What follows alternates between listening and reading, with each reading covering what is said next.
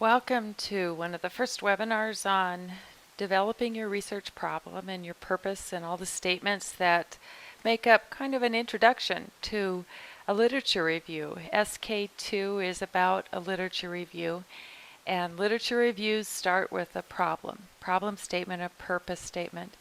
This all starts before you begin your research question.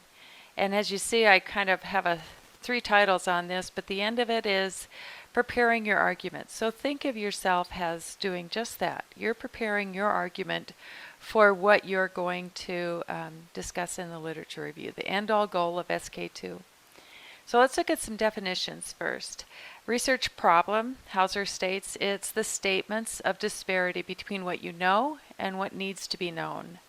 And we discovered this through investigation of a literature review. So you develop a research problem statement, and this is generally going to be your big purpose, is that you're defining what we know, and then you can say, thus, this is what we don't know yet. Then you move into a research purpose. So you say, since we don't know this about the problem, here's the purpose of this study, and it's your description of the direction of your inquiry. And before I begin, I want to tell you that I am using Hauser as a text. Tappan is our text, and I love Tappan, Janet Tappan. And I also, is she Janet Tappan or is it Janet Hauser? Can't remember. It's Janet Hauser. Can't remember Tappan's first name. I like them both, but I purposefully did this webinar and the following webinars with Hauser just to give you a little bit broader view of how nursing educators talk about nursing research and talk about specifically literature reviews here and preparing for a literature review.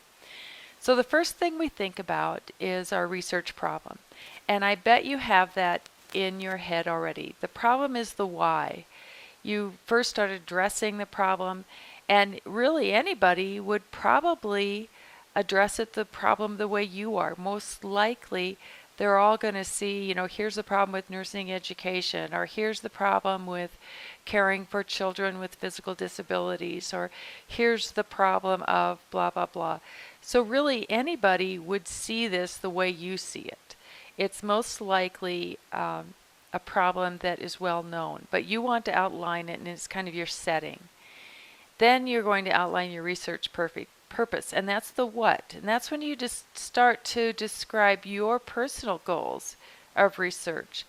Both of these are not huge statements, but they support each other. You want to look for clarity so that when someone's reading it, they understand what your setting is and what your general intent is, and that you want to look for support. So let's go into talking about just a research problem, the why. Hauser tells us these are declarations, they're gaps, they're disparities, what we know and what we don't know. It defines your area, your setting. It also gives a lot of importance of the problem so that your reader is intrigued by, okay, here's the problem. Here, I didn't realize it was this large, or I didn't realize this many people were affected by this condition. Those are, and I didn't realize these were the consequences of this problem. Those are the kind of things you want to show to engage people so that they care about what you're writing on. And typically this is topic that is located in the beginning of the report, has your introduction. One little power writing thought on this is that you really want to engage from the beginning. Lots of times we write kind of backwards, and we write really broad, and you don't really know what our topic is until you get into the paragraph. Focus now with your first sentences, just saying clearly, a problem in nursing education lies in blah, blah, blah.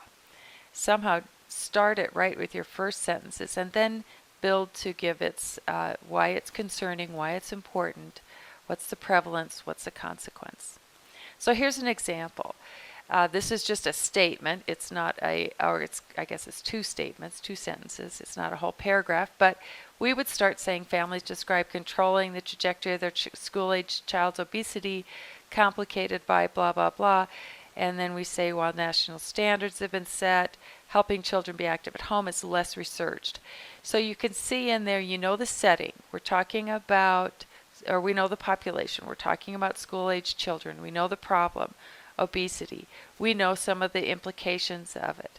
We know that while national standards of physical activity are set, we don't know much about promoting activity at home. It's less researched and warrants investigation. So let's look at this. What's known is in red.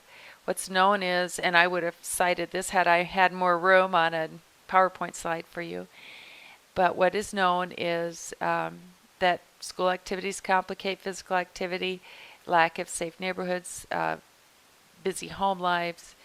So we know that. Where's the disparity? Well, we have standards that say children should be active, but we don't necessarily help children be active at home. What are some gaps? You know, these kind of get redundant, but helping children be active at home is less researched. So that was our problem. That kind of gives an overall problem. I still don't know from reading this what Brenda is going to research, though. So let's look at how the purpose statement builds us to kind of be more objective and clear. So the purpose statement more often brings in statements about what the methods of the study, what might be the variables, the specific population. You probably could pick up some of these things from the problem statements in your introduction, but now you're going to move to one further, more declarative, objective, concise, clear step. Did I double click? No, I didn't. So before I go on, introduction of the problem and the purpose is not the same as your research questions, and this webinar is not about research questions. But your research questions are going to be articulated and based off of these. So you want to just show this logical argument forming. You know, here's the problem, here's my purpose. So let's move into a purpose statement. In the text below that's all multicolored, I have a purpose statement. So let's say, and I'm sorry, I used a different topic instead of the childhood obesity. But in this purpose statement, the objective of this descriptive study, which is a method, was to compare the frequencies of bi-hourly turning, that was a variable under study, in critically ill tube-fed patients receiving mechanical ventilation, that's a population, in whom pneumonia, that's a variable, did or did not develop for 3 consecutive days of data collection study, that's a method again. So you can see how this one sentence is giving a lot of knowledge to the reader, saying, okay, you know, here's what Brenda's going to look at. Here's what she's going to do, a descriptive study. And I'll go into that. So here's what she's going to do, her methods. Descriptive study, data collection study. That's kind of repetitive, and I took this directly out of Hauser, so I really would wordcraft this to come back and put data collection with descriptive. So I might say the objective of this descriptive study through data collection was to compare. Variables under study are great. So there's lots of variables we're going to collect in a study in the end, but our major outcome variables are going to be to see how bi-hourly turning prevents pneumonia. So obviously we're going to have to measure those two things in various ways. The population in the setting is implied in this one. I didn't have to say within an ICU. We might do that later on when we get really specific in our methods. But right now it's implied. The population certainly stated, and the setting of an ICU is implied. So now let's move to one more thing here, a general discussion about unbiased versus biased research statements. Sometimes we're declarative in a way that's actually biased. We want to say this study will be done to prove this. That really has a bias. You're already saying you're going to prove it, and it implies that all your methods will be to prove it. You're really exploring. That gives you more validity to say we're going to look at this. We don't know what the outcomes are going to be.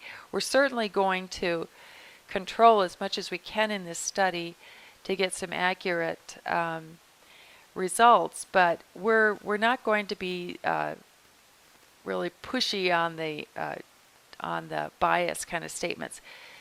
This leads us, anytime readers kind of say, oh, they're going to prove this, so they're going to see it. If they're looking for it, they're going to see it, and they're going to prove it. That really lends readers to question the validity of your methods or your beliefs, and were you really unbiased when you went into this? So just watch for how you word it to be the most unbiased you can. There's other things with bias, I should just say, and Tappan definitely will guide you to it, as many other researchers will as well. But this is one way to look at bias in your problem statements and your purpose statements. Another thing that you want to explore is, does your purpose statement fit where you're going to launch to next, your research design?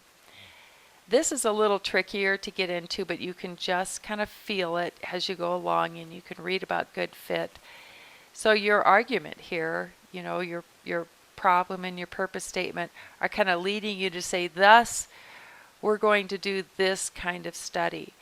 So definitely Tappan and Hauser and other research texts will give you a good way to look at how your research design fits well with your research question.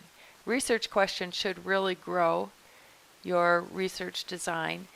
So if you, I've got another topic here, and you can see one statement says the purpose was to determine the direction and strength of the relationships between depression and independence. The other one says the purpose of the study was to measure the effects of depression. So one might be, if you were doing a quantitative correlational design, you can see relationships has more with correlations than just measuring the effects. So a good versus a bad fit is a little bit of a slippery thing, and you will come to that more in SQT2. But right now, it's something to just think about, to look at what you're saying. When you finally finish your problem and your purpose, and you say, okay, the purpose of this study is to determine what, it's going to lead you more to understanding what your design will be. But first, you have to get ready for your research questions. So that will be another webinar. And thank you for tuning into this one, and hope it was helpful. Here's my data or my contact information, so please feel free to contact me. Thanks. Bye.